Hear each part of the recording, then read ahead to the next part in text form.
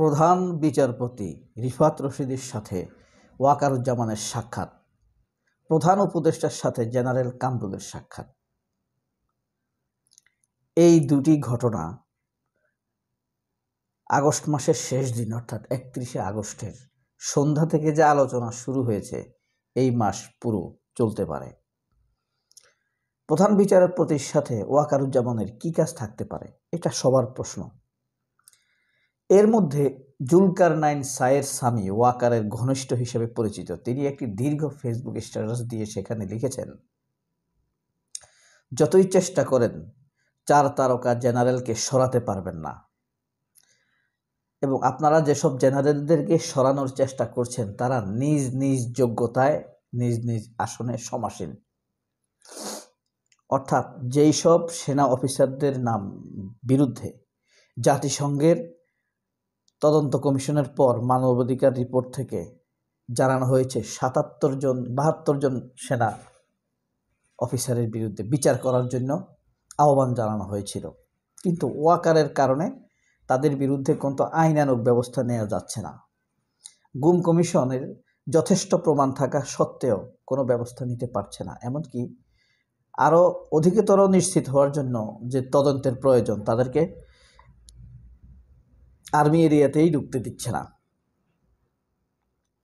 শেষ পর্যন্ত জাতিসংঘ থেকে যখন গতকালকে ওয়াকারুজ্জামানকে কড়াভাবে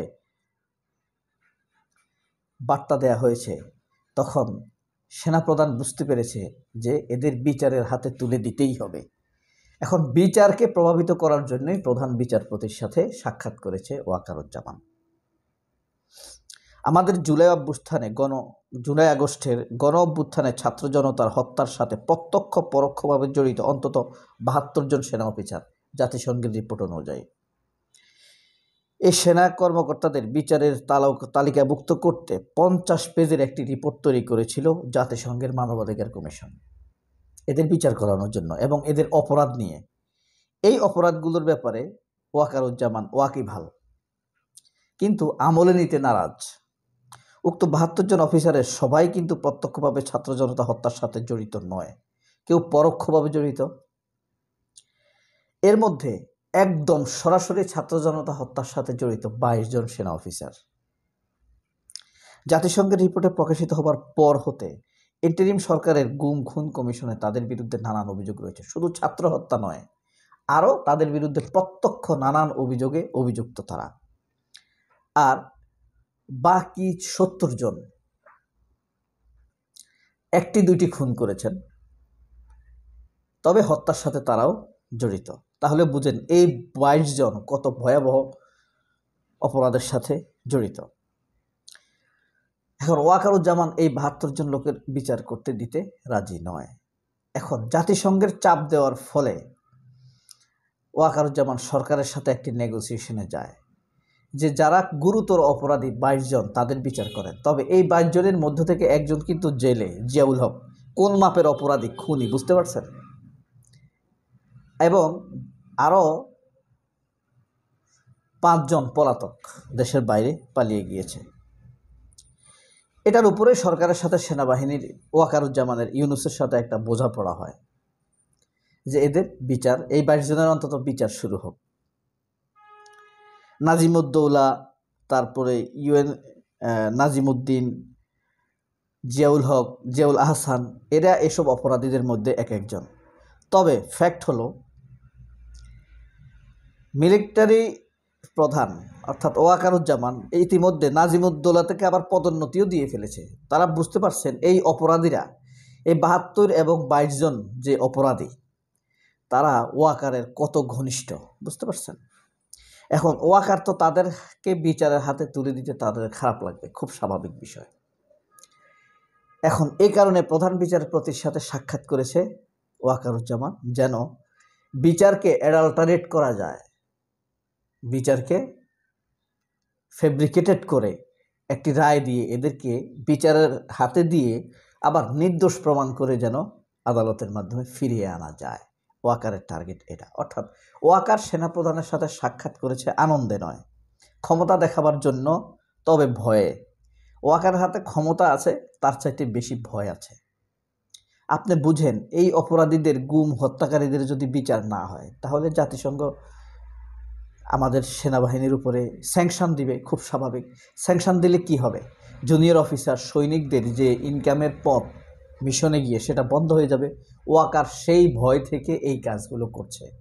আবার ইউনূস সরকারকে এলোমেলো করে রাখছে যেন তার নির্দেশনা মানে, এবং জাতিসংঘ যেন বুঝতে না পারে যে ওয়াকারের মারপেচের কারণেই দেশে বিশৃঙ্খলা তৈরি হচ্ছে। অর্থাৎ ওয়াকার আওয়ামী গেমটা ভালোভাবেই খেলে যাচ্ছে।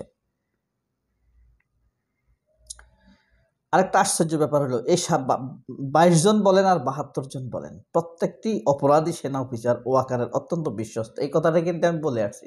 আসলে প্রমাণিত অপ্রমাণিত সহ 177 জন অফিসার, অপরাধী অফিসার রয়েছে। এরা সবাই ওয়াকারের ঘনিষ্ঠ। এদের গানের উপরে ওয়াকার বসে আছে। এরা সরে গেলে ওয়াকার আর ক্ষমতা থাকছে না। আমি আগ থেকে এটা বলে আসছি। জাতিসংঘ অভিযোগ দিয়েছে 72 জনের ব্যাপারে। জাতিসংঘ কয়জন তদন্ত করেছে আমাদের উপরে? 1 মাস তদন্ত করেছে, ঠিক আছে। আর আমরা তো এদেরকে ধরেন অনেক দিন যাবৎ জানি এরা কোন লেভেলের অপরাধী। জেনারেল ওয়াকার এটা বুঝতে পারছেন, এই 22 জনকে আইনের হাতে সোপর্দ করতেই হবে। এখন আইনের হাতে সোপর্দ করে এদেরকে আবার সেখান থেকে নির্দোষ নির্ভুল প্রমাণিত করে ফিরিয়ে আনা।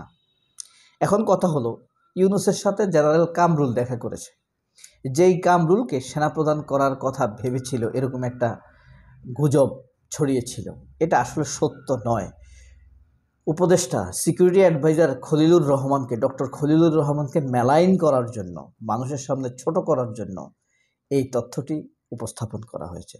আরেকটি আশ্চর্য বিষয়, ডক্টর ওয়াকারের নিয়োগ দেওয়া ডক্টর খলিলুর রহমানকে সিকিউরিটি অ্যাডভাইজার হওয়া সত্ত্বেও আর্মি এরিয়াতে ঢুকতে দেয়নি ওয়াকারুজ্জামান। এটা সরকারের জন্য চরম একটি অপমান। ওয়াকারের অনেক ক্ষমতা, কথা হলো আমরা জানি সেনাপ্রধানের অনেক ক্ষমতা থাকে, কিন্তু ওয়াকার সেটা দেখিয়ে ফেলেছেন। কাকে দেখিয়েছেন? এই দেশের ছাত্র জনতাদেরকে দেখিয়েছেন তার ক্ষমতা। যে ছাত্র জনতার কষ্টের টাকায় তার বেতন হয়। এই দেশের ডক্টর ইউনূসকে দেখিয়েছেন এই ক্ষমতা। এই দেশের ছাত্র জনতা যাকে ক্ষমতায় বসিয়েছিল, পছন্দ করেছিল, তার সাথে ক্ষমতা দেখিয়েছে ওয়াকার। ওয়াকার গেম করেছে এই দেশের জনগণের সাথে, যে দেশের জনগণের টাকায় তার বেতন হয়। ওয়াকার ক্ষমতা দেখিয়েছে, দাপট দেখিয়েছে এই দেশের জনতার সাথে, যাদের টাকায় ওয়াকারের বেতন হয়। ওয়াকার তাদেরকে আশ্রয় প্রশ্রয় দিয়েছেন, অপরাধী সেনা অফিসারদেরকে, যারা এদেশের মানুষকে হত্যা করেছে, এদেশের মানুষের ভরণ পোষণ খেয়ে। জনবিদ্রোহী, রাষ্ট্রবিদ্রোহী ওয়াকার, তার বিচার হবেই, আমরা দেখব ইনশাআল্লাহ। সবাই অনেক ভালো থাকবেন। আল্লাহ হাফেজ। আসসালামু আলাইকুম।